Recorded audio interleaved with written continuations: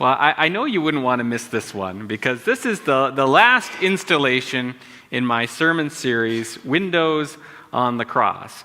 And for the last few weeks, we've been looking at the different metaphors that are used to answer one of the most important questions of our faith: why did Jesus die? And each metaphor that we've looked at is like a window, allowing us to view the cross. But as is the nature of windows, they only give us one perspective, not the whole thing.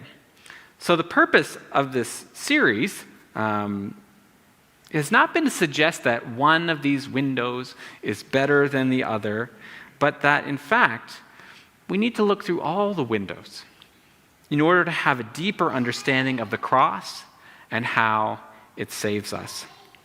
So far, we've looked at 3 windows. I'll just catch you up. We've looked at the payment window, the victory window, and the magnet window. Today, we look through one last window, which is maybe less a window and more a mirror, and we call it the mirror metaphor. The mirror metaphor of the cross is a modern interpretation, and it's by far the newest of all the windows that we have looked at so far. And it began with the work of this man, René Girard, a world-renowned anthropologist. And it began with his theory of mimetic rivalry. And now you're asking me, what's mimetic rivalry? I'm glad you asked. The theory of mimetic rivalry explains the cause of human conflict. And it goes a little like this. All of our desires in life are learned desires. We watch what others desire, and like a mime, mimetic, like a mime, we copy and desire the same things that others do. But what happens when 2 people desire the same thing? Rivalry. Mimetic rivalry. And we've witnessed this all, especially if you have kids, right? You have 2 kids and one's playing with a ball, and even though there's a gazillion other toys in the room, what toy does that other kid want? The ball the other kid has. And so then what do you get? Kicking, screaming, hair pulling, name calling, conflict. But that doesn't just happen with kids. It can happen with adults. It gets played out over and over again, but with worse consequences. So you can imagine, as an anthropologist, Girard studying the earliest human communities, and that if left unchecked, mimetic rivalry had the potential to escalate violence to the point where the community, that fledgling community, would be destroyed. And so, how was it that these early tribal communities were able to overcome this propensity towards violence? Well, Girard theorized that it all had to do with religion, myth, and sacrifice. The thing that tribal communities found with mimetic rivalry is that killing someone in the violence was an effective way of dissipating the tension caused by mimetic rivalry. And it had this unifying effect on the community when somebody was killed. And so, whenever tension started to rise in these tribal communities, the solution was to sacrifice someone on whom all the problems of the community, whether it was food or war or drought or whatever, someone whom they could blame the problems on. And then religions, so Girard theorized that religions were then formed around these killings, and the sacrificial practices that were sort of universal across many different human societies, these sacrificial practices were then couched in myth. That's where we get some of the great myths of ancient religion.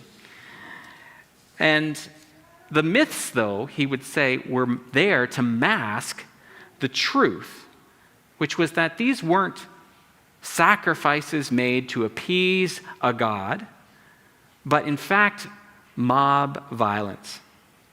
Girard believed that behind the sacrificial deaths of the ancient myths, there was always an innocent victim of mimetic rivalry. And that keen insight that he had into religion, myth, and sacrifice made him famous as an anthropologist. But something happened, though, when he started to apply his theories to Christianity, and specifically to Jesus' death. He described what he found in the Bible as bad myth, meaning that unlike the other ancient myths, the Bible did a terrible job of covering up the blood of innocent victims. And just think of the first murder in the Bible, Cain and Abel. Cain kills innocent Abel. Why does he kill him? The Bible is very clear. He was jealous of his brother, and so he killed him. There's no covering up. There's no excuses made for Cain. It's just there. And you could also consider what we read this morning from Leviticus about that ritual practice of the goat. And it's interesting that it's just out there in the open about what they're doing. The practice was you were putting the sins of the people onto an innocent animal and then sending it out into the wilderness to generally die. That practice is where we get the term scapegoat. And you know what a scapegoat is? A scapegoat is a term for an innocent victim who bears the blame of others. And so it's this kind of candidness about violence, innocent victims, and sacrifice that continues throughout Scripture, culminating in the death of Jesus on the cross, where we most clearly see the consequences of mimetic rivalry and the violent ways we deal with conflict. And so we're going to take a closer look at what Girard found as he peered through this unique window on the cross. So in a nutshell, this metaphor says Jesus' death on the cross is not a payment of a debt we owe. It's not a ransom given to free us from Satan's power. It's not an example of sacrificial love to draw us to God. That's the other models we've looked at. But rather, Jesus' death in this metaphor exposes the violent mechanisms society uses to restore peace and unity. Author Tony Jones uses the metaphor of a mirror.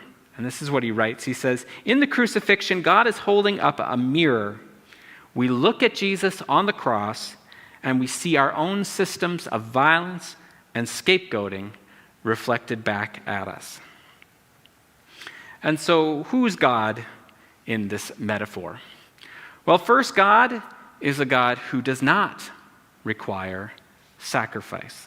It's quite different from some of the other metaphors. God may have put up with animal sacrifice for a time, but ultimately, God does not need bloodshed to be appeased. Rather, God abhors violence and the killing of innocents. God is in solidarity with those whom society vilifies and victimizes and puts up on the cross. In this model, God cares for the scapegoats. So then what are humans like? Well, humans are plagued with mimetic rivalry, where we desire what others have. Our sin is the sin of selfishness. We are covetous, greedy, jealous, etc., to the point of violence. Violence against our neighbor. But at the same time, we're also victims of that violence, victims of each other's desires. And at any moment, we could be victimizer or victim in this never-ending cycle of scapegoating violence. And that's a problem. Mimetic rivalry threatens to destroy the relationships and the communities in which we live. But there's another larger problem to mimetic rivalry, and that is the solution. The solution has always been scapegoating violence, and that is just as problematic. I'm going to give you an example to kind of help wrap our brains around this. You may have heard that our neighbors to the south are having an election, right? Lots of news about that. And you know what the most powerful emotion that gets people to turn out and vote? Hatred, anger, I'd say fear, but that's all sort of wrapped up together, right? And so every time there is an election in the States, the fear factor is turned up to 11, and you are told to be afraid of everything. And every minority that you can think of gets sacrificed on the altar of fear. Migrants are coming to take your jobs. Muslims are coming to take your life. Trans people are coming to take your bathrooms.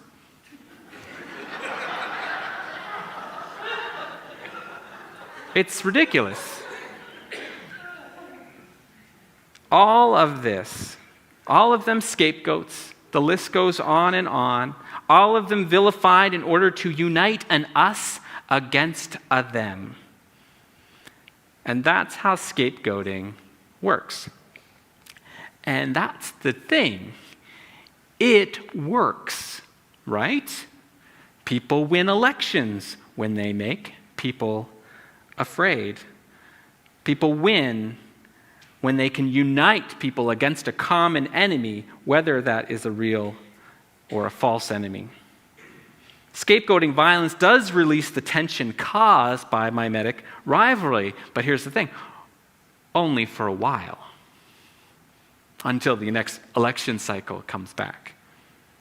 And again, the cycle repeats. Just like in the story I was reading with the kids, right, where the animals live by mimetic rivalry until Skunk proposes the solution. Let's blame the neighbors here and send them away. Those are the stories that so often we live by. And that's where Jesus comes into the story.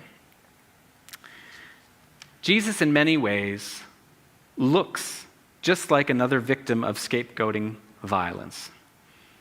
And here's the thing. Unlike other scapegoats, when we see Jesus on the cross, we do see an innocent victim. You know, other acts of scapegoating violence are usually covered up by blaming the victim, accusing them of something. But the Gospels make it blatantly clear that a serious injustice has been done when Jesus is killed on the cross. And that haunting image of a truly innocent victim hanging on a cross causes us to look at ourselves. It holds up that mirror to show us the role that we play in perpetuating this scapegoating violence. What Jesus' death saves us from is that blindness that we have to the ways that we participate in these cycles of scapegoating. So I'm going to give you a little illustration here of what we're talking about. Girard, incidentally, doesn't use a mirror to describe this metaphor. He uses the idea of a virus, a contagion. And having been through a pandemic, I think that's one we can relate to. And so, like most viruses, so if mimetic rivalry is the virus or the contagion, often before a cure can be developed for a virus, a vaccine is developed. And so in this sort of illustration, scapegoating violence is the vaccine to mimetic rivalry. And the vaccine works.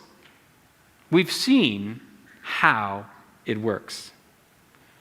But, like many vaccines, you're going to need a booster to keep that immunity up, to maintain that. And so we continue the cycles of violence. And in fact, as the contagion continues to mutate and grow, you may find you need more powerful vaccines. But no matter how many vaccines you get, the contagion never really goes away until there is a cure. And for Girard, Jesus' death is the cure for our mimetic rivalry. And once cured, there's no need for more vaccinations, no need for more scapegoats. So let's have a look at what Scripture says about sacrifice. Sacrifice is a big deal in the Bible. There's lots of time spent detailing the specifics around how to make proper sacrifices to God. But there's also a strong tradition that questions the efficacy of sacrifice. When Abraham is going to sacrifice his son Isaac, God says no, and provides a ram instead. King David writes in the Psalms, "The sacrifice that is acceptable to God is a contrite heart." And prophets like Micah remind us that God doesn't want oil or rams or even our firstborn. Instead, God requires justice, kindness, and humility. Jesus in the New Testament also questions the sacrificial system, saying, "Go and learn what this means. I desire mercy, not sacrifice." Not to mention how he, at this time of year, we hear this story of how he flipped the tables in the temple, the tables of the money changers, a financial system that was set up for the strict purpose of proper sacrifices in the temple. So a case could be made that God does not need the sacrifice of humans, animals, or Jesus, for that matter. And if Jesus' death isn't a blood sacrifice to please God, I guess we have to ask, is there any reason why we might view his death as an innocent scapegoat? And the evidence is there. It's fascinating for me that in John 11, which Jim read for us, this is exactly how Jesus' death is viewed, right? The chief priest says, talking about the community that's under threat of being destroyed, he suggests, "It's better for you to have one man die for the people than to have the whole nation destroyed." Caiaphas knows scapegoating violence works. It is the vaccine. It's the solution that they go to. But I think it's really important to remember that this proposal is coming not from Jesus, not from God, not from Jesus' friends. It's coming from his enemies. In other words, God isn't the one who is blessing and sanctioning Jesus' death on the cross, this scapegoating violence, for some redemptive purpose. It is those in power and the mob that supports them. The only problem is that Jesus is not a good scapegoat. A good scapegoat is someone people don't see as innocent. But if there's one thing the Gospels make perfectly clear, it's that Jesus was innocent. Jesus' trial before the high priest, it says that the witnesses' stories, they couldn't keep them straight. They were false witnesses. The trial before Judas, the betrayer says to the chief priest, "I have sinned by betraying innocent blood." Pilate's wife says to her husband, "Have nothing to do with that innocent man." Pilate tells the mob, "What evil has he done?" The rebel crucified next to Jesus defends him, saying, "This man was innocent, done nothing wrong." And a centurion, after Jesus' death, says, "Certainly this man was innocent." What makes Jesus' death different from other scapegoats is that there's no denying it. He was an innocent victim. So what is the strength of this model? Well, in many ways, I think it's a bit of a breath of fresh air. Because unlike all the other models, which in one way or another condone violence, and as such then implicate God in that violence, the strength of the mirror metaphor is that it puts the sin of violence squarely on our shoulders, not God's. In Jesus' innocent death, we see the extent of that violence reflected back to us, and we now know that God has truly condemned our practices of scapegoating. On the cross, Jesus stands in solidarity with all the victims who have been unjustly sacrificed on the altar of mimetic rivalry. Forgiveness, reconciliation, unity, peace, the things that we think scapegoating gives us, Jesus says requires no blood to be shed. And in Jesus' death, we are saved from ever having to have another victim sacrificed. The only problem is that we continue to do so. And that is the blind spot of this window. We have to ask ourselves, with all the scapegoating that continues to create countless victims in our world, did anything actually change when Jesus died upon the cross?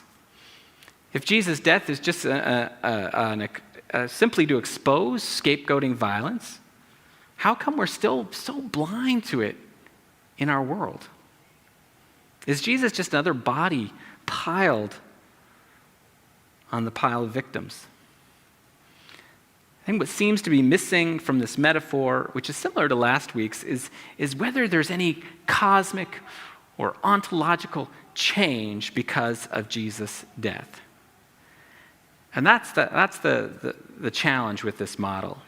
And it doesn't surprise me that René Girard, coming from an anthropological angle, a very scientific view, has seemed to have left God on the sidelines of this window. And that's a fair critique. Except that there's something really interesting about René Girard's story. Until his work on mimetic rivalry and the study of religions, he was an atheist.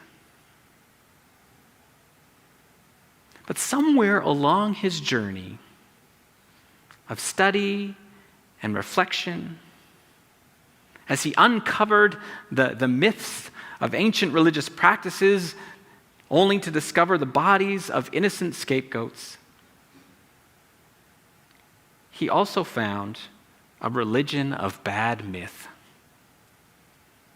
He found a faith that didn't hide the victims. He found a God on the side of victims. He found a God who cares for orphans and widows, a God who welcomes foreigners and outcasts, a God who cares about the plight of the poor more than animal sacrifices and religious festivals. This is the God that Girard encountered on the cross, a God who said of scapegoating violence, "No more of this." And while I like all the other windows, this window does not give us the whole sky, the whole cross. My hope is that, like Girard, we will see in the mirror the ugliness in the ways that we treat others, but also a better way to live together in harmony. No more us, no more them, just a we, the children of God. Amen.